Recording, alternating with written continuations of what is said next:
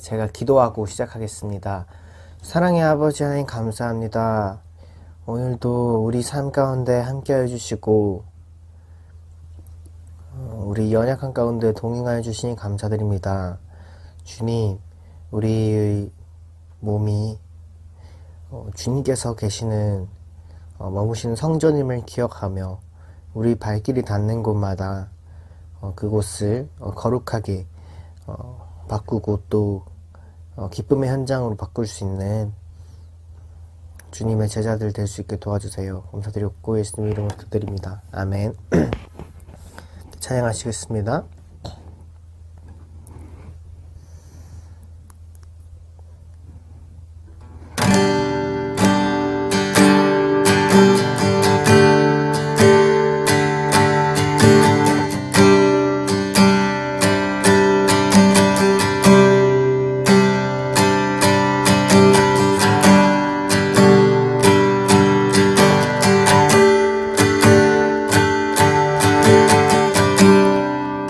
나 같은 죄인 살리신 나 같은 죄인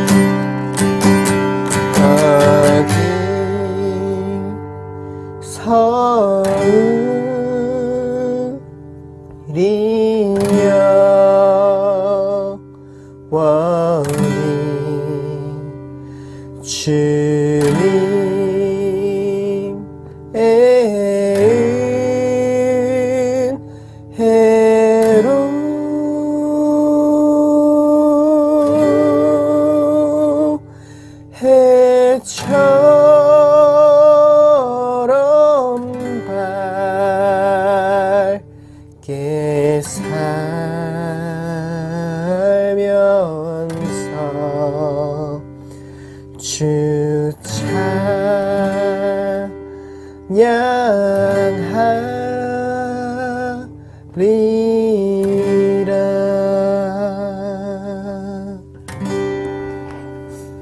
시간 함께 같이 기도했으면 좋겠습니다.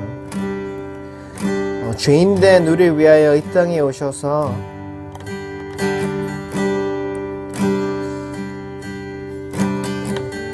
그 로마의 압제 속에서 십자가에 못 박혀 죽으시고 부활하셔서 소망을 보이신 주님, 감사합니다. 주님, 우리가 이제 이전의 방식대로가 아니라 주님의 방식대로 주님께서 가르쳐 주신 섬김의 길, 사랑의 길 따라서 살기 원합니다. 그리하여서 우리가 가는 발걸음 곳곳마다 예수의 흔적이 묻어나는 삶 되게 해주세요. 이 시간 함께 그렇게 같이 기도했으면 좋겠습니다. 예배를 위해서 같이 기도하시겠습니다. 기도드리겠습니다. 사랑의 아버지 하나님 감사합니다. 주님, 이 죄인을 위하여서 그 높고 높은 곳에서 낮고 낮은 땅으로 오신 주님 감사합니다. 주님으로 인하여서 죄인된 제가 하나님께 나아갈 수 있는 그 길이 열렸음을 고백합니다. 주님만이 오직 예수 그리스도만이 오직 길이요 진리요 생명 되심을 고백하오니 주여 그 진리 되신 그분 안에서 우리 삶이 온전히 그분을 드러내는 삶 되게 해주시옵시고 우리 삶이 다른 이에게 생명을 부여하는 삶 되게 하여 주시옵시고 주님, 우리 삶이 먼저 섬기는 인생, 그리하여서 주님 예수 그리스도를 본받아 닮아가는 인생 되게 하여 주시옵소서.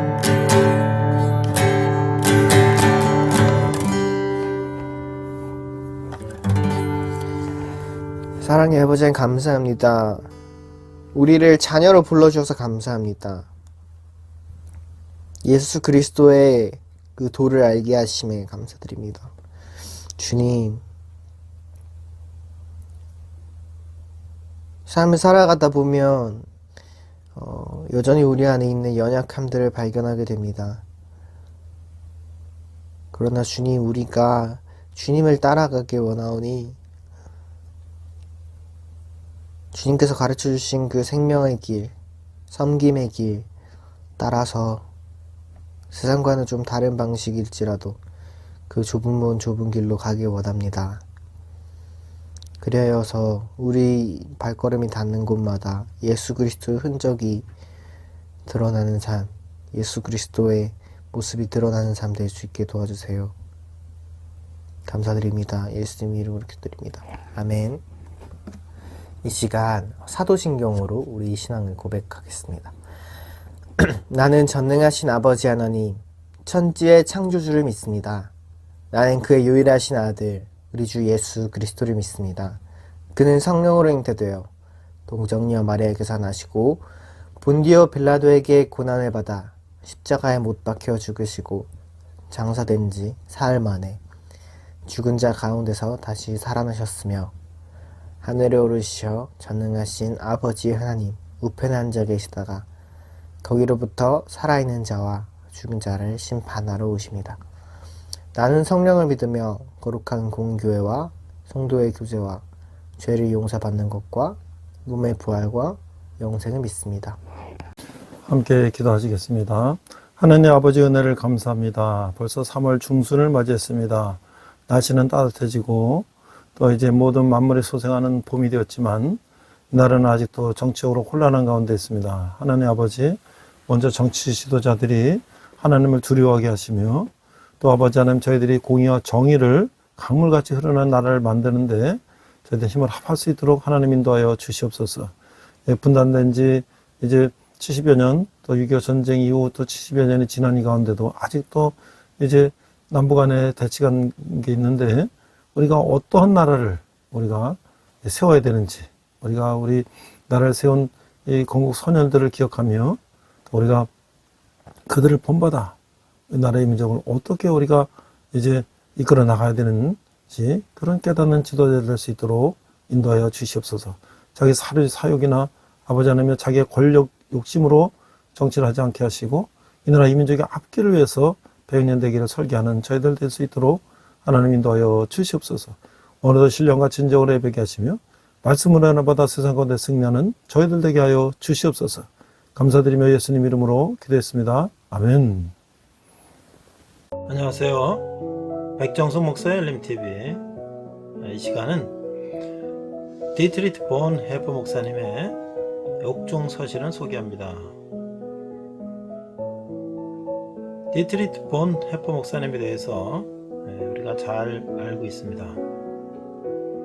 오늘은 그 옥중 서신 김순연 역으로 복 있는 사람 출판사에서 출간한 옥중 서신 저항과 복종이라는 책을 소개합니다. 먼저 우리는 디트리트 본 해프 목사님을 한번 살펴보도록 하겠습니다. 1906년에 태어나셨고요. 1945년 4월 9일에 순교하셨습니다. 독일 루터기 목사님이자 신학자이며 반나치 운동가입니다. 고백교회의 설립자 중 한 사람으로서 그는 아돌프 히틀러를 암살하려는 외국 첩보국의 구성원에 의해 진행된 계획에 가담하였습니다. 그는 1943년 3월 체포되어 감옥에 갇혔고 결국 독일 프루센비르크 수용소에서 1945년 4월 불과 2차 대전 종전을 4개월 앞두고 교수형에 처해졌습니다.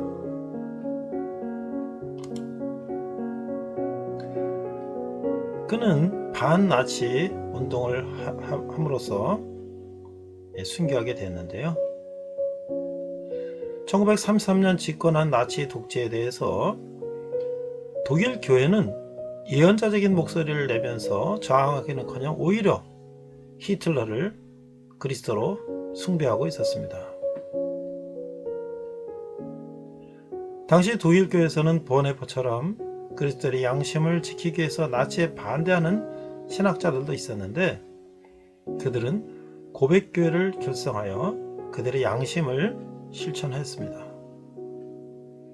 하지만 나치 탄압으로 고백교회 참여자들은 박해를 받았는데 보네프 목사님도 그 중에 2년간 수용소를 전전했고 결국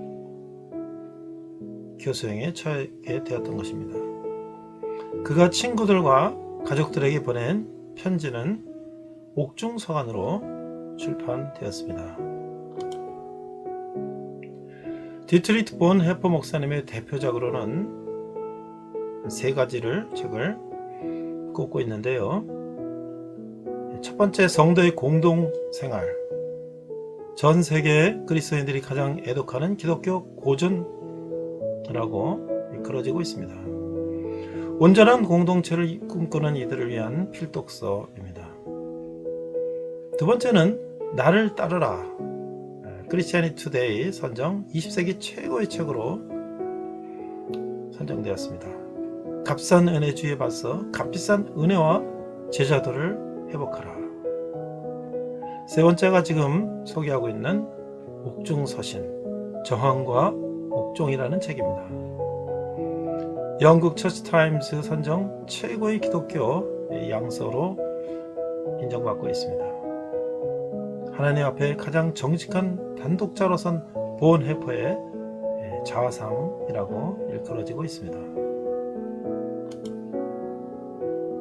지금 본 해퍼 목사님의 옥중 서신을 소개하면서 지금 나오는 피아노 소리는 본 해퍼 목사님이 1944년 겨울 옥중에서 쓴 시를 독일 기독교 음악가 프리드 피에츠가 멜로디를 입혀서 곡을 만들었습니다. 우리나라에서도 CCM으로 많이 불려지고 있는 선한 능력으로라는 시입니다. 주 선한 능력으로 안으시네, 그 끄신 팔로 날 붙드시네. 절망 속에도 흔들리지 않고 사랑하는 주 얼굴 구하리. 선한 능력으로 일어서리. 주만 의지하리. 믿음으로 우리 고대한해 주 오실 그날 영광의 새날을 맞이하리. 백정석 목사의 힐림TV였습니다.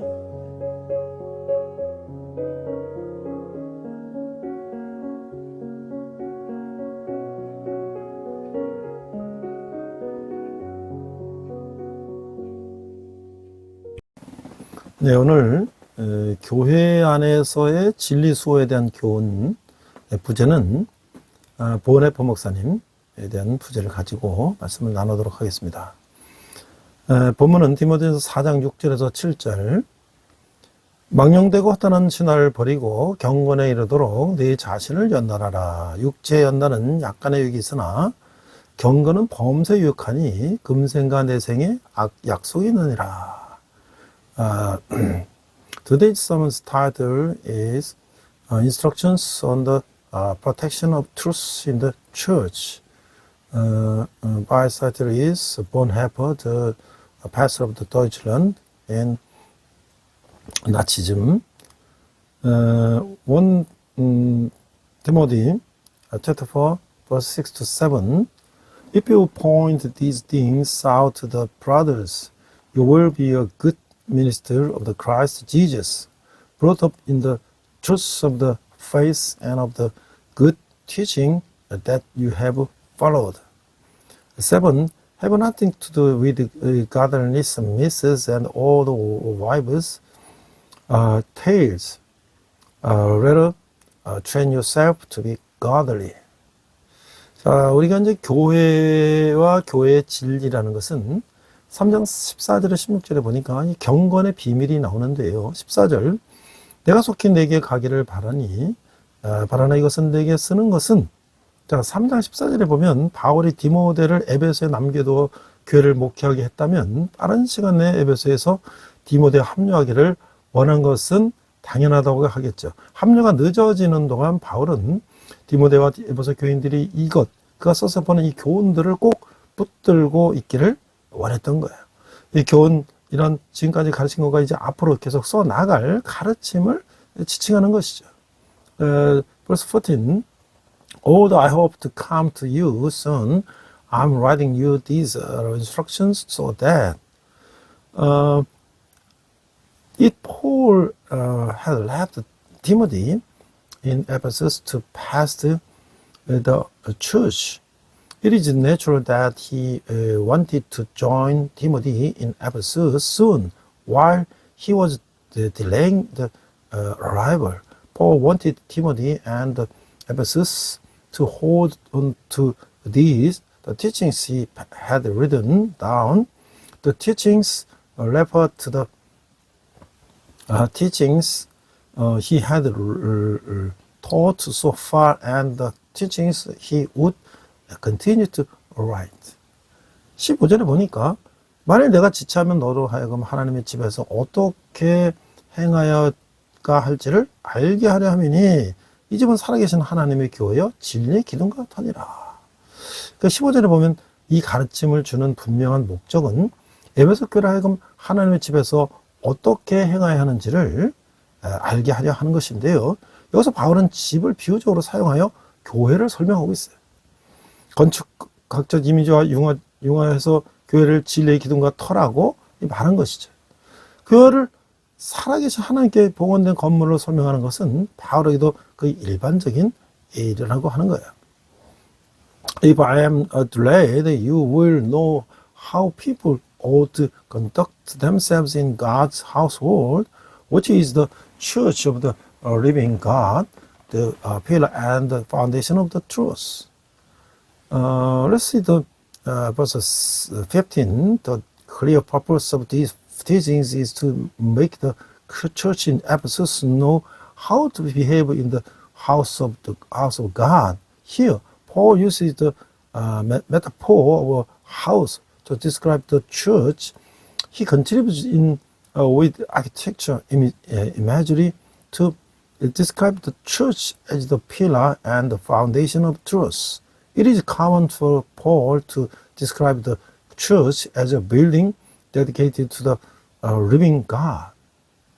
그래서 어떤 이들은 진리의 기초로서 교회는 하나님의 진리의 근원으로서 조직화된 교회의 가르침에 의지하지 않고서는 아무도 진리를 알 수 없다고 가르치고 있어요. 그러나 여기서 바울이 의도한 것은 하나님의 진리의 근원으로서가 아니라 진리의 수호자와 방책으로서 보편적 교회의 중요한 역할을 나타내는 것이다. 여기서 또 비약하면 바울에 대해서 벗어나게 될 것이죠. 16절 크도다 경건의 비밀이요 그렇지 않다 하는 이 없도다. 그는 육신으로 나타난 바 되시고 영으로 어렵다 하심을 받으시고 천사들에게 보이시고 만국에서 전파되시고 세상에서 믿음 바 되시고 영광 가운데 올리셨느니라. 그러니까 3장 16절을 보면 지금까지 바울은 다른 교훈을 거스르지 않는 진리에 따라 이루어지는 경건한 행동에 대해서 논의해 왔으며 이 행동은 교회 내에서 행해야 할 것이었다는 거예요. 이 구절에서 그런 단순하지만 그 함축성 때문에 매우 어려운 하나님의 생각을 표현하고 있어요. 그것에 관한 진리가 비밀이라고 하는 것은 이 진리가 감춰 있었지만 지금은 계시된 것을 말하고 있는 거죠. 그 진리는 큰 비밀로 그 범위에 있어서 광범위하고 의미에 있어서는 매우 중요한 것이다 라고 할 수가 있는 거예요. Verse 16 Beyond questions the mystery of God is great. He appeared in a body, was vindicated by the Spirit, was seen by angels, was preached among the nations, was believed on in the world, was taken up in the glory. Unless verse 16, up to this point, Paul has been discussing a godly conduct that is not contrary to sound doctrine, but is in keeping with the truth, and this conduct should be carried out within the church. In the passage, he expresses a simple idea, yet very difficult because of its implications. The news of the godliness is a mystery, meaning that it was hidden but has now been revealed. It is a great mystery, far reaching in scope and great significance in meaning. 바울은 그 진리를 그리스도에 관한 초기의 찬송에서 발췌해서 인용했는데요. 그리스도야말로 그 비밀의 본질이시다. 여기서 언급된 요소들이 두 분으로 나눠야 하는가 아니면 세 분으로 나눠야 하는가에 대해서는 논란의 여지가 있어요. 그러나 어떤 입장을 비하든 6개 요소는 분명히 드러난다. 그것은 다음과 같은데요. Paul quotes this truth from an early hymn about Christ, who is the essence of the mystery. There is some debate as to whether the elements mentioned here should be divided into 2 or 3 parts. However, whatever the partitions, the 6 elements are clear. They are as follows. 첫 번째는 육신으로 나타난 바 되시고는 그리스도의 성육신을 말하는 거예요. 두 번째, 영으로 의롭다 하심을 받으시고는 하나님의 성령을 통해 예수를 부활시킴으로써 십자가에 달으신 예수야말로 주님과 외시하심을 보이신 것을 말하는 것이다. 세 번째, 천사들에게 보이시고는 하늘의 존재를 앞에서 그리스도가 영광을 얻으시는 것을 말하고 있어요. 네 번째는 만국에서 전파되시고, 다섯 번째, 세상에서 믿음 받으시고는 하나님 미리 청하신 수단을 통해서 그분의 구속의 경륜을 첨예적으로 성취시켜 가시는 것을 말한다고 하는 거예요. 여섯 번째, 영광 가운데 올리셨다는 것은 승천을 의미한다고 하는 것이죠. One, became manifest in the flesh refers to the incarnation of Christ. Two, justified by the Spirit refers to God showing that Jesus on the cross is the Lord and the Messiah by resurrecting him through the Holy Spirit. Three, appeared to angels refers to Christ being glorified before heavenly beings. For prophet preached among the nations, 5 believed on in the word refers to God gradually accomplishing His plan of the redemption through means He had already determined. 6 taken up in glory refers to the ascension. 에베소 4:10. 자, 그 다음에 이제 배도에 대한 예언이 나오는데요. 배도라는 것은 이제 주님의 가르침을 배반하는 거잖아요. 그래서 그 거짓말하는 자들이 4장 1절 그러나 성령이 밝혀 말씀하시기를 후일에 어떤 사람들이 믿음에 떠나 미혹하고 하는 영과 귀신의 가르침을 따르라 하셨으니 prophecy on apostasy is liars. Chapter 4, verse 1, the Spirit clearly says that in later times some will abandon the faith of follow a deceiving speech and the things taught by the demons. 4장 1절에서 보면 교회는 진리의 저장소요, 수호자로서 진리의 적들의 전략을 알고 있어야 하는 거예요. 그러므로 교회로서는 하나님의 적들에 대해 계시하신 것을 이해하는 것이 중요한 것이죠. 성령이 밝히 말씀하신 것처럼 바울이 어떤 특별한 계시에 대해서 언급하는 것은 아니고 주의 가르침을 되풀이해서 말하고 있어요. 이런 가르침들에 의하면 주의 재림이 임박할수록 상도 악화될 것이다. Romans chapter 4 verse 1 As the church is repository and guardian of truth, it must know the strategies of enemies of truth. Therefore, it is important for the church to understand what God has revealed about the enemies. Paul is not referring to any specific revelation as the Holy Spirit clearly tells us, but he is repeating the Lord's teaching. According to these teachings, the situation will get worse as the Lord's return approaches. 그래서 후일에 바울은 이 후일이 그림자는 이미 드려져 있지만 아직 여전히 미래는 남아있다고 봤어요. 어떤 사람들이 믿음에서 떠나 유혹하는 영과 귀신의 가르침을 따르게 될 것이라는 거예요. 그 영적 탈선이 순수한 실수에서 기인하는 경우는 거의 없는 거예요. 오히려 영적 탈선은 하나님을 대적하는 영적 원수들 간에 그들의 의식적인 전략으로 말미암은 것이라는 거죠. 귀신의 가르침이란 귀신에 의해 부추김을 받은 이들이 가르치는 거짓 교리를 말하고 있는 거예요. In later times, Paul sees these latter days as a still future, though the shadow is already cast. Some will depart from the faith, giving heed to deceiving spirits and the doctrines of the demons. A spiritual deviation is rarely the result of a genuine mistake. Rather, a spiritual deviation is the result of the conscious strategy of spiritual enemies against God. The demonic teachings are false doctrines taught by those who are inspired by demons. 이 절을 보니까 자기 양심의 화인을 맞아서 외식함으로써 거짓말하는 자들이라. 이 절을 보면 그러나 하나님의 적들은 자신들의 유혹의 대상을 쉽사리 취급하지 않는 거예요. 오히려 그들은 외식함으로써 거짓말하면서 자신들의 목적을 달성하고 하고 있죠. 이것은 사탄의 기본적인 전략이라고 하는 것이죠. 사탄은 자신의 앞잡이를 통해서 양심이 화인을 맞은 자로 만드는 거죠. 이런 상태가 되면 그들은 사탄의 명령을 수행할 준비가 되는 거예요.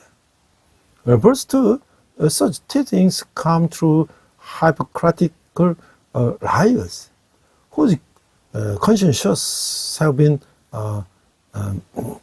sealed as with the hot iron. Let's suppose too, but the enemies of God do not easily deal with the object of their temptation. Instead, they try to achieve their purpose by lying and pretending. This is a basic stretch of Satan. Satan chooses his agents and make them sealed in their conscience. When this is done, they are ready to do Satan's bidding. 3절에 보면 혼인을 금하고 어떤 음식물을 먹지 말라고 할 터이니 음식물은 하나님이 지으신 바니 믿는 자들과 진리를 아는 자들이 감사함으로 받을 것이니라. 4장 3절에 보면 에베소 교회를 괴롭혔던 거짓 교사들은 2세기 영지주의자의 선조들인데요. 초기 단계에서 영은 선하고 육은 악하다는 영지주의의 강한 이론이 분명하게 나타나는 거예요. 그들의 육체와 관련된 모든 욕망은 꼭 악이며 따라서 성과 일상적인 음식조차 제거해야 한다고 믿었던 거예요.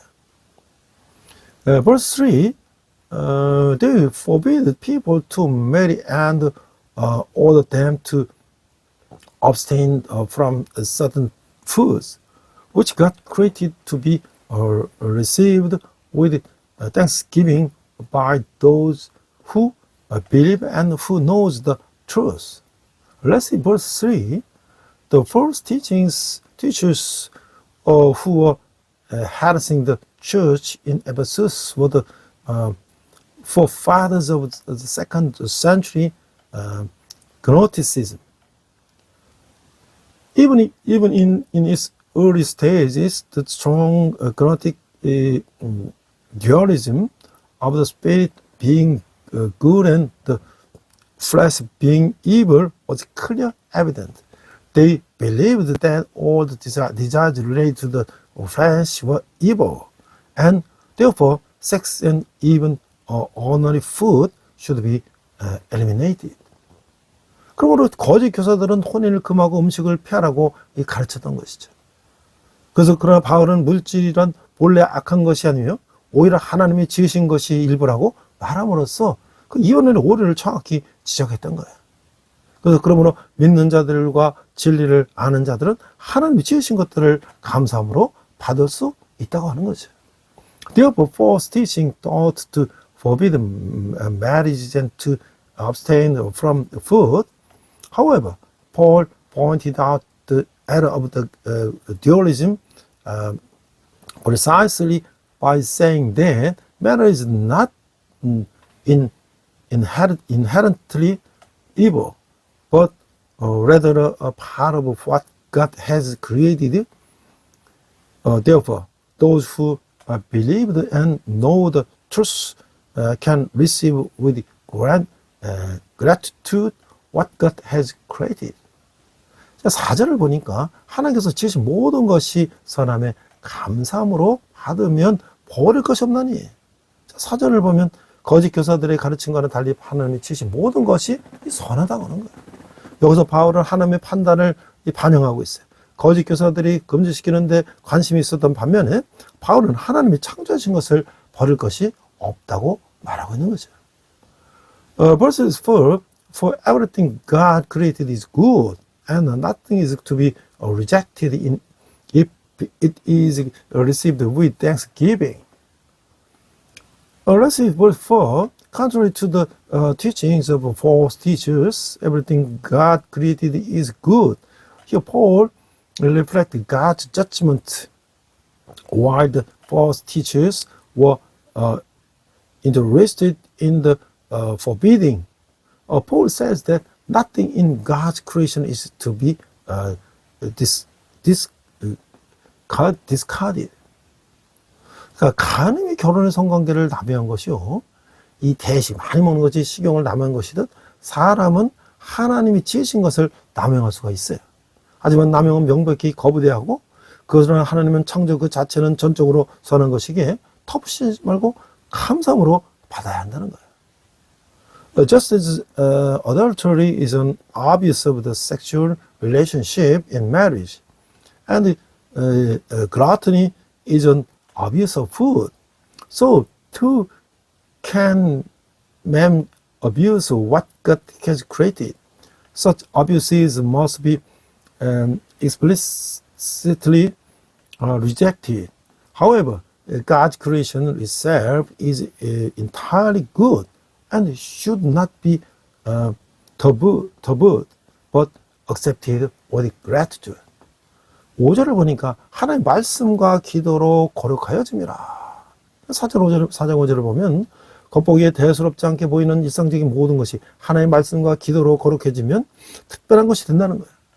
성경의 빛 속에서 그리스도인은 주어지는 것들의 배후에 계신 하나님의 선한 손을 발견하게 되고 주님께 감사드리게 된다는 것이, 이런 경로를 통해서 당연한 것으로 여겼던 일상적인 것들, 거짓 교사들은 이것을 중 일부를 금지했는데요, 이 예배와 찬양을 위한 거룩한 것이 된다고 하는 거예요. Verse 5, because it is consecrated by the word of God and prayer.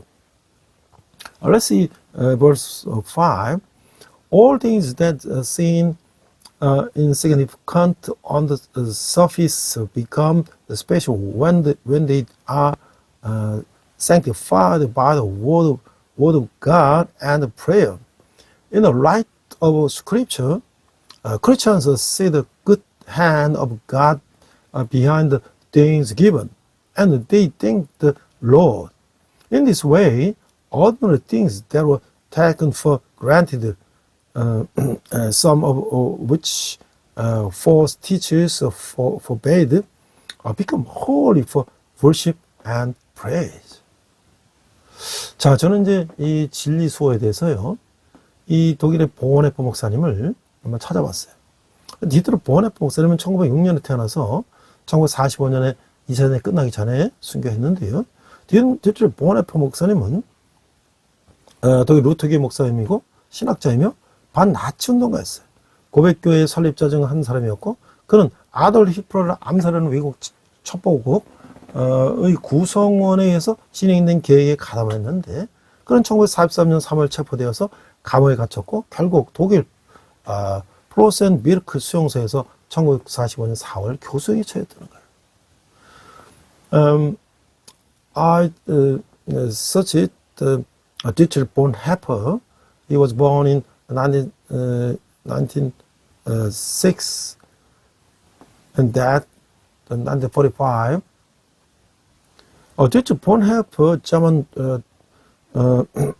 was a German Lutheran pastor, theologian, and anti-Nazi activist. He was one of the founders of the Confession Church. He was involved in a plot by members of the assassinate Adolf Hitler. He was arrested in March 1943, imprisoned, and eventually hanged in the Prusenburg concentration camp in Germany in April 1945. 그 사람은 어떤 사람이었는가? 1906년 2월 4일 독일 브레슬레오의 정신과 의사인 칼 보네퍼와 파울라 보네퍼 사이에서 6번째 아들로 태어났는데, 그 집안은 1513년 네덜란드에서 독일로 이주해온 중산층의 부잣집이었는데 뛰어난 학문적 실력과 지혜를 갖고 있었어요. 그 집안은 루터교에서 신앙생활은 전통적인 개신교 가문이었고, 할아버지는 프로테스탄트 왕실에서 궁정 목사였고, 어머니 파울라도 자녀들에게 성서 이야기, 시, 노래를 가르칠 정도로 믿음과 교양이 있는 훌륭한 가문이었다라고 하는 거예요. 자, in family background, he was born on February 4, 1906 in Breslau, Germany, as the sixth son of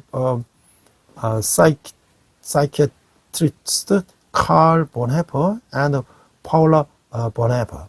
His family was a wealthy middle-class family that had immigrated to Germany from the Netherlands in 1513, and they had outstanding academic ability in the stature. His family was a traditional Protestant family that practiced their faith in the Lutheran Church. His grandfather was a court minister in the Prussian royal family, and his mother, Paula, was also very religious and educated, teaching her children Bible stories, poems, and songs. 하지만 성자의 아버지는 신앙에 무관심했고요. 보네파가 신학자가 되려고 하자 형제들과 부모는 종교는 부르주아에게 어울린다, 다른 학문을 하도록 하라면서 반대했는데, 그러다 보니 내가 바꾸겠습니다 라면서 뜻을 굽지 않았어요. 그래서 형제들과 부모는 보네파 뜻을 존중했고, 보네파도 자신의 신념을 고집했다는 거예요. However, his father was indifferent to the faith. When Bonhoeffer wanted to become the theologian, his brothers and the parents opposed him, saying religion is suitable for the bourgeoisie. You should study something else. But he refused to change his mind, saying, then I will change. His brothers and parents respected Bonhoeffer's intentions, and Bonhoeffer also insisted on his belief. 자, 신학 수업을 어디서 받았냐면, 어렸을 때부터 신학자가 되고 싶었던 보네퍼는 1923년 튜빙겐 대학에서 교와 베를린 대학에서 현 베를린 대학 훔볼트 대학인데요, 신학을 공부했는데, 베를린 대학교 졸업 시 성도의 교제, 가면연, 생트론을 졸업원으로 제출했는데, 성도의 교제는 신정통주의 신학자 칼 바르트가 칭찬할 정도로 훌륭한 논문이었다. Theology classes, Bonhoeffer, who had wanted to become a theologian since childhood, studied theology at the University of the Tübingen and the University of the Berlin, now Humboldt University of Berlin. In 1923, when he graduated from the University of the Berlin, he submitted Communio Sanctorum as his graduation thesis. Communio Sanctorum was such an excellent thesis that it was praised by New Orthodox theologian Karl Barth. 대체로 보네퍼가 나치에 저항하다가 처형당한 순교자이기 이전에 뛰어난 신학자였다는 사실은 신학을 공부할 때 신을 올바르게 해석하고 비판할 수 있음을 말해주는 증거, 곧 신학 수업의 중요성을 말해주는 역사적 사례라고 할 수가 있는 거예요. The fact that Dietrich Bonhoeffer was an outstanding theologian before he became a martyr who resisted Nazis and was executed is evidence that studying theology can correctly interpret and criticize the times, and is a historical example that shows the importance of theology classes. 그래서 이제 그는 어디서 목회를 했냐면, 새로운 세상을 경험하고 싶었던 보네퍼는 로마에서도 공부하면서 로마 가톨릭 교회의 전례, 리터러지, 예전과 교회를 비판적으로 폄하했어요. 베를린 대학에서 박사과정을 공부한 그는 에스파냐의 독일인 루터교에서 부목사 1년간 목회했고, 논문 행동과 존재를 발표하고 교수학을 취득한 보네퍼는 베를린 대학교의 신학부 강사로 임명됐어요. 25세부터 목사 안수를 받을 수 있는 교회법에 따라 1년 뒤에 루터교의 목사 안수를 받았다고 하는 거예요. Ministry, Bonhoeffer wanted to experience a new world, studied in Rome and critically experienced the rites and doctrine of the Roman Catholic Church. After completing his doctoral studies at the University of Berlin, he served as an associate pastor at the German Lutheran Church in Spain for a year. After publishing his thesis, Action and Being, Bonhoeffer obtained his professional qualification and was appointed as a lecturer at the Faculty of the Theology at the University of Berlin. According to the church law that allowed ordination at the age of 25, he was ordinated as a Lutheran pastor a year later. 진보 신학의 명문으로 불리는 유니언 신학교에서 공부하던 유학 시절에 그는 백인들에게 인종차별을 받는 흑인들의 삶 속에서 민중들과 어울린 예수 그리스도를 발견하게 되었고, 유니언 신학교에서 보네포는 프랑스 개신교 성직자인 장 라셀의 목사의 영향으로 예수의 산상수훈에 대한 신학적 뿌리를 두는 기독교 평화주의자가 되었던 것이죠. During his time studying abroad at Union Theological Seminary, known as a prestigious school of progressive theology, he discovered Jesus Christ, who was mingling with the people in the lives of black people who were discriminated against by white people. At Union Theological Seminary, Bonhoeffer became a Christian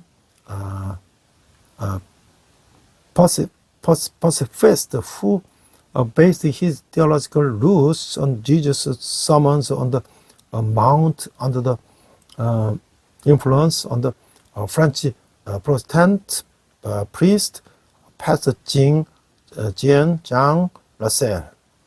자, 그는 반나치 운동을 했는데요. 그 죽게 됐죠. 1933년 집권한 나치의 독재에 대해서 독일 교회는 이한제적인 목소리를 내면서 정하기는커녕 오히려 히틀러의 그리스도의 수로 숭배하고 있었어요. 당시 독일교회에서 하나님의 영원권을 위해서 예수를 보내주셨듯이 지금 현재 독일의 경제적 사회적 구원을 위해서 하나님께 히틀러를 보내주셨다고 주장하는 거예요. At the Nazi movement and death in 1933, when the Nazi dictatorship came to power, the German church, far from resisting with a prophetic voice, was instead worshipping Hitler as Christ. At the time, the German church claimed that just as God sent Jesus for the salvation of souls, God sent Hitler for the economic and the social salvation of the Germany. 그러나 이것은 히틀러가 그리스도라고 주장하는 것이었고 단지 히틀러를 우상으로 치부하여 숭배하고 있었던 것이죠. 그래서 보네포는 라디오 방송을 통해서 히틀러는 독일 국민들을 히틀러라는 우상을 숭배하게 한다고 경고하는 예언사적인 목소리를 내었고 결국 방송은 중단되고 말았던 것이죠. However, this was Hitler claiming to be Christ, as they were simply idolizing Hitler and worshipping him. So Bonhoeffer warned in a prophetic voice through radio broadcasting that Hitler was making the German people worship Hitler as an idol, and eventually the broadcast war stopped. 그래서 신학자 칼 바르트의 표현을 빌리자면 하나님의 말씀인 예수 그리스도를 따라야 할 교회가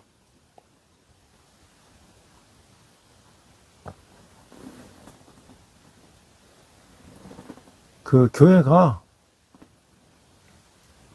히틀러를 그리스도로 따르고 있었기 때문에 이를 시작한 것이에요. 하지만 디트로이트 보네포는 나치 탄압에 굴복하지 않고 자신이 발표한 원고를 신문에 넣었어요.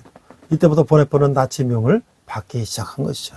In the words of the theologian Karl Barth, he pointed this out because the church, which should follow Jesus Christ, the word of God was following Hitler as Christ. However, Dietrich Bonhoeffer did not give in the Nazi oppression and put the manuscript he had published in the newspaper. From this time on, Bonhoeffer began to be hated by the Nazis. 당시 독일교에서는 보네포처럼 그리스도의 양심을 지키기 위해서 나치에 반대하는 신학자들도 있었는데 이들은 고백교회를 결성하여 그들의 양심을 실천했어요. 하지만 나치의 탄압으로 교복교 참자들은 박해를 받았는데 보네포의 경우 1944년 4월 체포되면서 2년간 수용소를 전전하게 된 거죠. 이때 그가 친구와 가족들에 보낸 편지는 옥중서관으로 출간됐어요. At the time, those theologian like Bonhoeffer in the German church who opposed the Nazis in order to protect their Christian conscience, they formed the confessing church, and practiced their consciences. However, due to the Nazi oppression, the participants of the confessing church were persecuted. In the case of Bonhoeffer, he was arrested in the April 1943 and moved from one concentration camp to another for 2 years. The letters he sent to his friends and family during this time were published as prison letters. 이 보네퍼가 히틀러를 암살하려고 했다는 증거가 확보되면서 1945년 4월 9일 새벽 플레센베르크 수용소에서 교수형으로 처형됐어요. 이거는 죽음은 끝이 아니라 영원한 삶의 시작이다 였으며 그의 묘비에 새겨진 문장은 듀트리 보네퍼 그 형제들 가운데서 있는 예수 그리스도의 증인 이렇게 됐다는 거죠. After evidence emerged that Bonhoeffer had attempted to assassinate Hitler, he was hanged at the Flossenbürg concentration camp, and on the morning of April 9th, 1945, his last words were, "Deutsch is not the end, but the beginning of eternal life." And the inscription of his tombstone reads, Dietrich Bonhoeffer, a witness for Jesus Christ among the brothers. 자, 다시 성경으로 돌아왔어요. 그리스도의 선한 일꾼의 책임은 무엇인가? 그리스도 예수의 좋은 일꾼은 6절, 내가 이것으로 형제를 깨우치면 그리스도 예수의 좋은 일꾼이 되어 믿음의 말씀과 내가 따르는 좋은 교훈으로 양육을 받으리라. 이 4장 6절을 보니까 다가올 폐교에 대해서 경고하던 바울은 이제 디모데에게로 이야기를 돌려 이 경고들을 교회 내의 다른 사람들에게 전하도록 하고 있어요. 그리스도 예수의 선한 일꾼이 감당해야 할 사역들의 하나는 다른 그리스도인들에 대해 충실한 진리의 통로로서 역할을 다한다는 거예요. The responsibility of the good servants of Christ, chapter 4, verse 6 to 16. A good servant of Christ Jesus. Verse 6. If you point these things out to the brothers, you will be a good minister of Christ Jesus, brought up the truth of the faith and of the good teachings that you have followed. Let's see verse 6. Having warned Timothy about the coming apostasy, Paul now turns to Timothy to share things, warnings with others in the church. One of the duties of a good servant of the Christ Jesus is to serve as a faithful conduct of truth to other Christians. 7절을 보니까 망령되고 허탄한 신화를 버리고 경건에 이르기를 네 자신을 연단하라. 그 디모데는 다른 사람들에게 하나님의 진리를 전하는 통로였으므로 망령되고 허탄한 신화를 버려야 했어요. 망령된 것은 반드시 무기처럼 무지가치한 것이며 따라서 이것들은 회피하는 것이 필요한 것이죠. 디모데는 더욱 남자다운 것에 자신을 헌신했어요. 7, verse 7, have nothing to do with godliness, myths, and old wives' tales. Rather, train yourself to be godly. Let's see. Verse 7, since Timothy was a conduit of God's truth to others, he had to avoid all the worldly myths, which are unnecessarily worldliness, and therefore need to be avoided. He had to devote himself to more many things. 바울은 연단하라는 말을 함으로써 운동 경기 이미지를 사용했어요. 그러나 디모데 연단은 육체의 유익을 위한 연단이 아니라 경건을 위한 것이 했다는 것이죠. 바울은 영적 훈련의 필요성을 이야기할 때 운동 경기의 비유를 자주 사용했는데요. Paul uses image of the athletic when he speaks of training. However, Timothy's training was not to be for the benefit of the flesh, but for godliness. Paul often uses the metaphor of athletic when he talks about the need for spiritual training. 8절을 보면 육체 연단은 약간의 유익이 있으나 경건은 범사에 유익하니 금생과 내생에 약속이 있느니라. 8절을 보니까 육체의 유익이 가치가 있는 것이긴 하지만 영적 유익, 즉 경건의 유익은 더욱 가치가 있다는 거예요. 육체 연단은 문자 그대로 약간의 유익이 있을 뿐입니다. 그러나 경건은 범사에 유익하며 금생과 내생에 약속이 있다는 거예요. 이것은 영원히 유익한 것인데 경건은 시간과 영혼의 차원을 모두 아름답게 칠하면서 그것이 닿는 곳마다 축복을 내려주는 것이죠. Verses 8, For physical training is of some value, but godliness has value for all things. Holding promise for both the present life and the life to come. Let's see verse 8. For though the bodily gain is valuable, the spiritual gain, that is godliness, is of far greater value. For bodily training is of little value, but godliness is profitable for all things, having promise of the life that now is, and of the which is to come. That is, it is profitable for eternity. Godliness is beautiful and both time and eternity, and it blesses whatever it touches.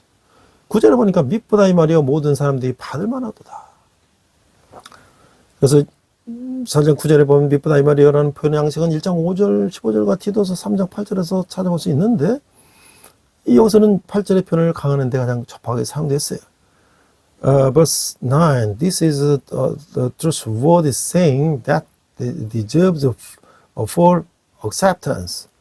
The expression this is a beautiful words is also found in 1:15 and Titus 1:38. Here it is used most appropriately to reinforce that expression in verse 8. 10절에 보니까 이를 위해 우리가 수고하고 힘쓰는 것은 우리 소망을 살아계신 하나님께 두미니 곧 모든 사람 특히 믿는 자들의 구주시라. 그 4장 10절에 보니까 바울은 이 목적을 위해서 우리가 수고하는 힘쓴다고 말하고 있어요. 즉 8절에 말한 경건을 진작시키기 위해서 노력한다는 것이죠. 바울은 이때까지 자신이 디모데에게 말한 것을 실천했어요. 우리 소망을 살아계신 하나님께 둔다는 것은 결과가 계속되고 있는 행위를 말하는 것이에요. 여기서는 바울이 지속적인 자신감을 갖고 있음을 강조하고 있는 거예요. Verse 10, and for this we labor and strive, that we have put our hope in the living God, who is the Savior of all men, and especially of those who believe. Let's see verse 10. Paul says that we are toiling and striving for this end, that is, striving to promote godliness, which he speaks of in verse 8. Paul has been practicing what he has been telling Timothy. To set our hope on the living God is an act that has a lasting result. Here, Paul is emphasizing his continued confidence. 바울은 자신의 소망이 자신이나 어떤 인생 철학이나 다른 사람들이나 실존하지도 않는 잡신들에게 있는 것이 아니라 모든 사람, 특히 믿는 자들의 구주이신 살아계신 하나님이기 때문에 자신의 노력은 가치가 있다고 생각했던 거예요. Paul found that his efforts were worthwhile because his hope was not in himself or in any philosophy of life or in other people or in non-existent God, but in the living God and the Savior of the people, especially of the believers. 11절에 보면 나는 이것들을 명하고 가르치라. 너는 이것들을 명하고 가르치라. 그래서 디모데는 원래 자기 주장이 강한 성격이 아니었으며 겁이 많은 젊은이였는데 그래서 바울은 이것들을 명하고 가르치라고 권하고 있어요. Command and teach these things. Let's see. 11, verse 11. Timothy was a young man, not very opinionated and rather timid. So Paul urged him to teach these things. 12절에 보니까 누구든지 네 연수함을 없이 여기지 못하게 하고 오직 말과 행실과 사랑과 믿음과 정절에 있어서 믿는 자에게 본이 되어 그 12절에 보면 누구든지 네 연수함을 없이하지 못하게 하라는 바울의 가르침은 디모데가 다른 태도를 조절할 수 있는 능력이 없었기 때문에 이러기가 거의 어려웠을 것이라고 보이는 거예요. 그러나 이 요구가 이 9절의 후반부와 결합되면서 바울의 권위가 분명해지고 있는 거예요. verse 12. Don't let anyone look down on you because you are young, but set an example for the believers in speech, in life, in love, in faith, in the purity. Let's see the verse 12. Paul's instruction to not let anyone despise your youth would have seemed difficult for Timothy to accomplish it because he did not have the ability to control his other attitudes. But when this request is combined with the rather part of the verse, Paul's suggestions becomes clear. 디모데는 자신의 상대적인 연수함과 다른 사람들이 이에 대해 갖는 생각 때문에 부끄러거나 위축돼서는 안 된다고 하는 거예요. 오히려 그는 말과 행실과 사랑과 믿음과 정절 등을 살면서 실천함으로써 자기 성숙을 나타내야 한다는 거예요. Timothy was not be ashamed of discouraged by his relative youth and what other thought of him. Instead, he was to demonstrate his maturity by his life in words, conduct, love, faith, and chastity. 13절에 보니까 내가 이럴 때까지 읽는 것과 권한 것과 가르치는 것에 천념하라. 바울은 자신이 여정에 대해서 다시 언급한 후 사생활 뿐 아니라 공식적인 사역도 훌륭히 감당할 것을 디모데에게 요청하고 있어요. 공적인 사역은 최소한 3개 요소를 갖고 있는데 verse 13 Until I come, devote yourself to the public reading of scripture, to preaching and to teaching. Let's see. 13, verse 13. After Paul recounts his journey, he asked Timothy to be successful not only in his private life but also in his public ministry. Public ministry has at least three elements. 첫 번째는 뭐냐면 읽는 것, 회중 앞에서 하나님의 말씀을 큰 소리로 나누는 것이 하나님 백성의 관행이었다. 권하는 것. 이것 설교라는 것이고. 세 번째는 가르치는 것. 권하는 것과 가르치는 것을 분명히 구별할 수는 없지만 이 두 단어는 영적 은사와 관련이 있다는 것이죠. First, reading. It was the custom of God's people to read and the word of God allowed before the congregation. Second, exhorting this is better viewed as preaching. Three, teaching. It is not possible to clearly distinguish between exhorting and teaching. These two words are related to a spiritual gift. 14절에 보니까 네 속에 있는 은사고 장로회에서 안수받을 때의 예언을 통하여 받은 것을 가볍게 여기지 말며. 14절 디모데는 목회자로서 자신의 이미지에 대해 자신감이 없었던 것으로 보이는데 그래서 바울은 하나님의 사역을 위해 필요한 능력을 그에게 줬을 그래서 상기시켰고 디모데는 이 기본적인 요소를 초심없이 대해서는 조심없이 대해서는 안 된다는 거야. Verse 14. Do not neglect your gift which was given you through a prophetic message when the body of elders laid them hands on you. Timothy seemed to be unsure of image as a pastor, so Paul reminded him that God had given him the abilities he needed for the ministry. Timothy should not be careless about this basic elements. 다른 사람들이 디모데를 무시하도록 둬서는 안 된다면 디모데도 자신을 무시해서는 안 된다는 것이죠. 그 연사는 그가 안수받을 때 예언으로 말미암은 것이기 때문에 그것은 그 예언을 기억함으로써 자신감을 갖게 되는 거예요. If Timothy should not be neglected by others, Timothy should not neglect himself. His gift was given to him by purpose at his ordination. He is confident by remembering that purpose. 15절에 보니까 이 모든 일에 선심전력하여 너의 성석함을 모든 사람에게 나타나게 하라.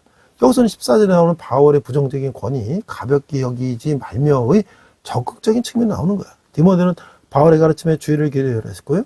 그가 그렇게 함으로써 너의 성숙함을 모든 사람에게 나타낼 것이며 이분 전체에 함축되어 있는 그 자신감 부족의 문제도 해소될 것이라는 거죠. Verse 15. Be diligent in these matters, give yourself wholly to them, so that everyone may see your progress. Let's see, verse 15. Here we see the positive side of Paul's negative exhortation in verse 14. Not to be taken lightly, Timothy was to pay attention to Paul's teaching. If it did so, his maturity would be evident to everyone, and his lack of confidence, which is implied throughout this passage, would be resolved. 16절. 내가 내 자신과 가르침을 살펴 이 일을 계속하라. 이것을 행함으로 내 자신과 내게 듣는 자를 구원하리라. 그 서신에서 바울은 디모데에게 사생활뿐 아니라 공적 사회관에서도 충고하고 있어요. 디모데는 바울이 이 두 여인에게서 준 교훈을 지키면서 이 두 문제에 대해서 정신을 차리고 있어야 했어요. 바울은 그렇게 함으로써 네 자신과 내게 듣는 자들 구원하리라고 말하고 있어요. 물론 궁극적인 구원할 수 있는 문은 오로지 하나님이시죠. Verse 16. Watch your life and doctrine closely. Preserve you in them, because if you do, you will save both yourself and your hearers. Let's see verse 16. In this letter, Paul admonishes Timothy not only for his private life, but also for his public ministry. Timothy must be alert to both matters, keeping in mind that the instructions Paul gave him for both areas. By doing so, Paul says, you will save yourself and those you hear you, ultimately, of course, only God can save. 그러나 신약 성경은 이 차적인 의미에서 자신과 다른 사람을 구원하는 사람에 관해서 언급하고 있는데 바울의 말은 교회 지도자가 수행할 투력기까지 한 책임을 날카롭게 위촉하고 있는 거예요. But the New Testament speaks of those who save themselves and others in secondary sense. Paul was sharply point out the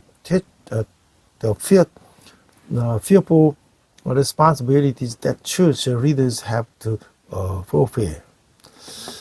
마지막으로 아까 보네포 목사님의 그를 보면 이제 고난 강에는 신학이다. 비트로 보네포의 신학은 고난을 함께하는 신학 삶의 실천이고요. 비트로 보네포에 대한 나치 박해가 시작됐을 때 그는 미국으로 망명할 수도 있었어요. 개신교 신자이자 유니온 신학교 교수도 일하던 라인 홀트 리버가 신학교수 자리를 마련하는데 초대 기성을 보냈기 때문이죠. 하지만 보네포는 독립 독일 국민들의 권한을 함께 하지 않는다면 전쟁이 끝났을 때 독일 교회를 재건하는 일에 동참할 수 없다면서 이를 거부했던 것이죠. Past Bonhoeffer theology of sharing suffering. Dietrich Bonhoeffer's theology is the practice of life sharing suffering. When the Nazi persecutions of the Church of Bonhoeffer began, he could have fled to the United States. This was because Reinhold Niebuhr, a Protestant theologian and professor at the Union Theological Seminary, had prepared a position for him as a professor of theology and sent him an invitation. However, Bonhoeffer refused, saying that if he did not share suffering with the German people, he would not be able to participate in rebuilding the German church after the war. 또 값싼느라는 것도 우리가 생각할 수 있는데요. 보네프는 덴마크 기독교 사상가 케르케고르의 영향으로 나를 따르라. 그래서 독일 교회가 값싼 은혜를 나누고 있다고 피평했어요. 그 말하는 값싼 은혜는 죄에 대한 고백이 없는 성만찬, 죄에 대한 회개 없이 용서받을 수 있다는 설교, 그 세례의 의미를 눈에 보이는 방법으로 설명하는 예식을 무시한 세례, 회개 없는 면죄의 확인이라고 말했고 성령을 통해 주어지는 하나님의 은혜를 너무 값싸게 만들고 있다고批判한 것이에요. Cheap grace, Bonhoeffer, influenced by the Danish Christian thinker Kierkegaard, criticized the German church in his book of Follow Me, published in 1937, for sharing cheap grace. The cheap grace he speaks of his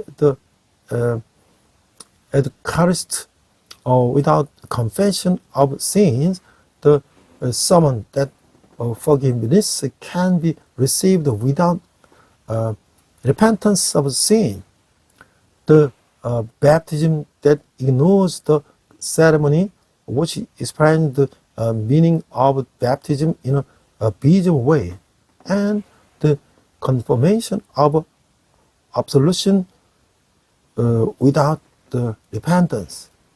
He criticized that the grace of God given through the sacrament was being made too cheap.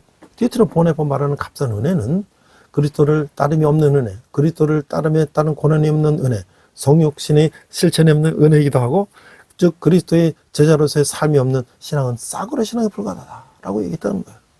The cheap grace that Dietrich Bonhoeffer speaks on his also grace without following Christ, grace without the suffering that comes with following Christ, and the grace without the practicing of the incarnation, and other words, faith without living as a discipline of the Christ is nothing but cheap faith.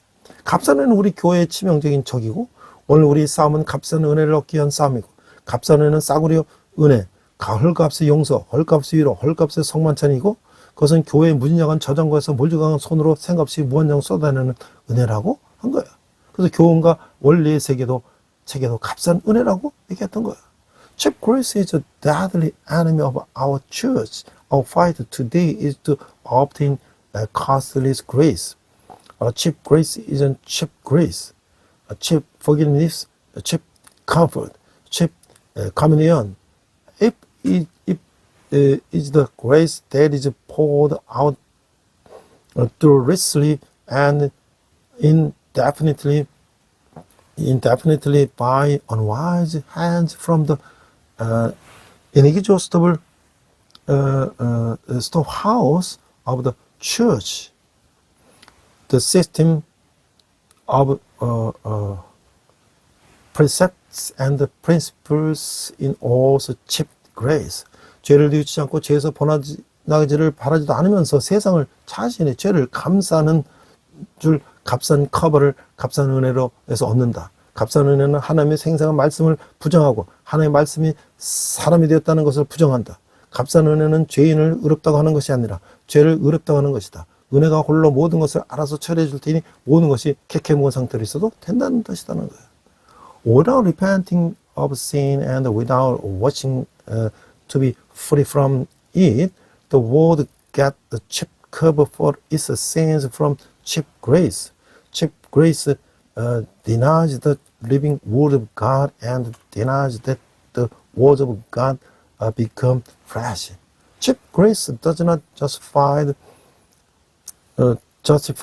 the sinner, but justifies sin. Everything can remain stale because grace alone will take care of everything.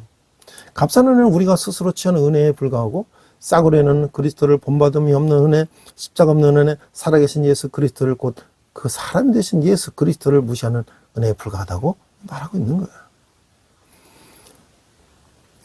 Cheap grace is nothing but grace that we have taken upon ourselves. Cheap grace is grace without Christ, grace without the cross, grace that ignores the living Jesus Christ and the man Jesus Christ. 오래편 자신이 경험했던 반나치 운동을 통해서 이상적인 교회상을 끄집어냈는데 그런 삐뚤어진 세상적 독재가 가능한 그 당시의 현실에 저항하는 교회상을 그려내면서 신학적 교리를 배우고 논쟁하는 교회가 아닌 세상의 불의와 싸우는 정의에 불타는 교회를 원했던 것이죠. Bonhoeffer drew out the ideal image of the church through his experience in the anti-Nazi movement. He wanted a church that resisted the distorted world. That is the reality of the time when dictatorship was possible, and not a church that learned and debated theological doctrines, but a church that abound with justice and fought against the injustice of the world. 그런 그의 생각이 신학을 맞추어낸 것이 교회의 세상이 변증법적으로 통일되는 것이었다는 거예요. 그는 하나님의 위임들을 노동, 결혼, 정부 혹은 문화, 교회의 네 가지를 통해서 발견했고 교회가 하나님을 대신해서는 대진화로 행동해야 한다고 봤던 것이죠. The theology that aligned with his thought was the dialectical unification of the church and the world. He described God's commissions through 4 things: labor, marriage, government of courage, and church. And he saw the church as acting as a representative of God.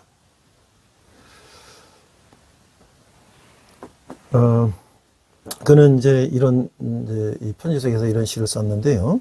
선한 능력으로 그 선한 힘에 고요히 감싸여 그 놀라운 평안을 누리며 나 그대들과 함께 걸어가네. 나들 그대들과 함께 하늘을 여네. Surrounded by such true and gentle powers, so wondrously console and without fear. Thus will I spend with you these final hours, and then together enter the new year. 지나간 허물 어둠의 날들이 무겁게 내 영혼 짓눌러도 주여 우릴 외면치 마시고 약속의 구원을 이루소서. The words of the old still torment us. We have traveled to slip by long and wicked days. O Lord, give our frightened souls a healing, for which you chased us in many ways. 그 선한 힘이 우릴 감싸시니 믿음으로 일어날 일 기대하네. 주 언제나 우리와 함께 계셔. 하루 또 하루가 늘 새로워. By the powers of loving surrounded with the patience we will endure like calm May. God is with us at night in the morning and suddenly on every future day. 기도하겠습니다. 하나님 아버지, 어떤 고난이 와도 믿음이 편하지 않는 사람 되게 하여 주시옵소서. 예수님 이름으로 기도했습니다. 아멘. all pray. Father God, please help me become a person whose face does not change no matter what hardship come. I pray in Jesus' name. Amen. 이 시간 헌금 찬양 하시겠습니다.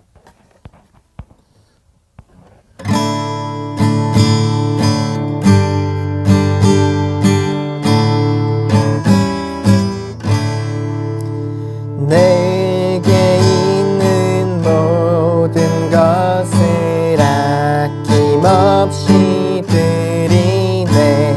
사랑하고 의지하며 주만 따라 살리라.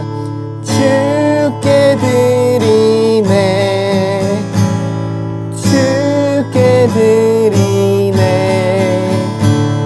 사랑하는 구주 앞에 모두 드리네.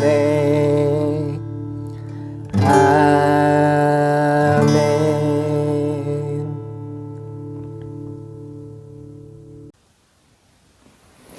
네, 이제 봄이 왔고요. 우리 대학생들도 이제 학교에서 본격적으로 수업을 하고 있고, 또 저희들은 또 이제 학생들에게 복음을 전하기 위해서 여러 가지 노력들을 하고 있습니다. 또 군인 형제들 이제 한미연합 훈련하고 있고요. 저들이 참 이 어려운 강원 속에서 열심히 지금 군대에서 하고 있는데, 저들에게도 우리가 복음이 전해져서 저희들이 군대 생활 힘든 가운데 또 이제 예수 만날 수 있는 그런 기회를 찾고 있습니다. 여러분이 원하시는 한 달에 만난 후원은 우리 청년들이 주님께 돌아오는데 기하게 사용될 것입니다. 기도하겠습니다. 하나님 아버지 은혜를 감사합니다. 저희가 적은 예물을 주님께 드렸습니다. 이 예물이 쓰이는 것보다 주님의 영광이 나타나게 하시고, 특별히 청년들이 주님께 돌아오는데 귀하게 사용되게 하여 주시옵소서. 지금은 우리 주 예수 그리스도의 은혜와 하나님 아버지의 극진하신 사랑과 성령님의 강화도 역사하시며 진리를 추구하게 하여 우리가 또 번외처럼 하나님의 진리를 하여 우리 행동하기를 다짐하는 우리 예배되는 모든 성도들이, 열방의 백성들과 성기사님들의 외롭 거래서 고통받는 북한 동포들 위해 지금부터 영원토록 함께 하시기를 간절히 축원합나이다. 아멘. 우리 함께 선한 의로 찬양하시면서 한 주간 승리하시기 바랍니다. 이 시간 함께 결단 찬양 선한 능력으로 부르시겠습니다.